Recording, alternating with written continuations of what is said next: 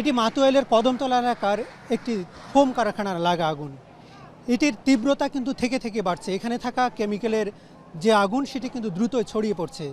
শুধু ঢাকা শহরের আশেপাশে যেসব কেমিক্যাল কারখানা রয়েছে প্রতিনিয়তই ঘটছে এরকম অগ্নিকাণ্ডের ঘটনা। এতে বাড়ছে প্রাণহানি।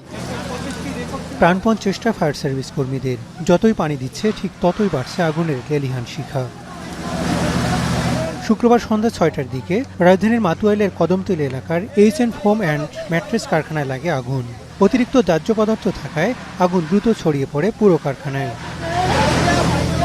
ভয়াবহ আগুনে পুড়ে যায় আশপাশের কয়েকটি টিনশেড কারখানাও। ক্ষতিগ্রস্ত হয় স্থানীয় বাসিন্দারাও। আমার ছোট পোলা ডাকি আনছে, কয় বাসার ধারে আগুন লাগছে, তাড়াতাড়ি আসো। আমার বাসা পাশে, তখন তো আমি দৌড়েই চলে আইছি, বাসায় আগুন লাগছে। তখন আইসে দেখি আগুন ধরে গেছে। তো বাসায় যাইয়ে শুধু কিছু বের করতে পারিনি, আইডি কার্ডটা নিয়ে চলে আইছি শুধু। বৈদ্যুতিক শর্ট সার্কিট থেকে আগুনের সূত্রপাত হয় বলে দাবি কারখানাটির ব্যবস্থাপকের।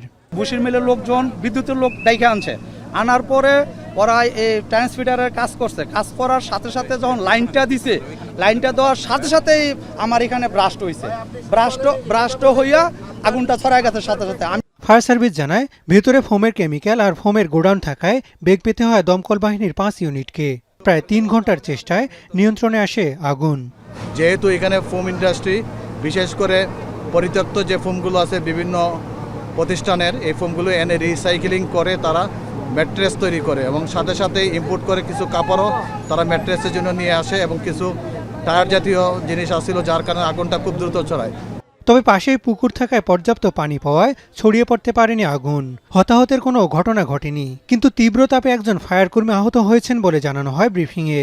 পাশে একটা পুকুর পেয়েছি আমরা, পুকুরে অনেকগুলো পাম্প সেট করে আমরা চারিদিকে আগুনটায় ব্যারিকেড দিছি, যাতে আশেপাশে দোকানগুলো যাতে আগুনটা ছড়াতে পারে না। ফোমের টুকরা জাতীয় ছিল এবং স্ট্যাক করা ছিল, যার কারণে আগুনটা নেভাতে গিয়ে প্রচণ্ড হিট হচ্ছিল। হিটে আমাদের একজন ফায়ার ফাইটার একটু অসুস্থ হয়েছে, সে বর্তমানে হাসপাতালে ভর্তি আছে। আগুনের ক্ষয়ক্ষতির পরিমাণ ও কারখানায় কোন ধরনের কেমিক্যাল ছিল তা জানতে তদন্ত হচ্ছে বলেও জানায় ফায়ার সার্ভিস। হাসান আল মাহমুদ, এখন, ঢাকা। ভিটামিন ই ও সি সিরাম ৮টি প্রাকৃতিক অয়েল সমৃদ্ধ লিলি সিরাম অয়েল, যা চুল পড়া কমায় মাত্র ৩০ দিনে।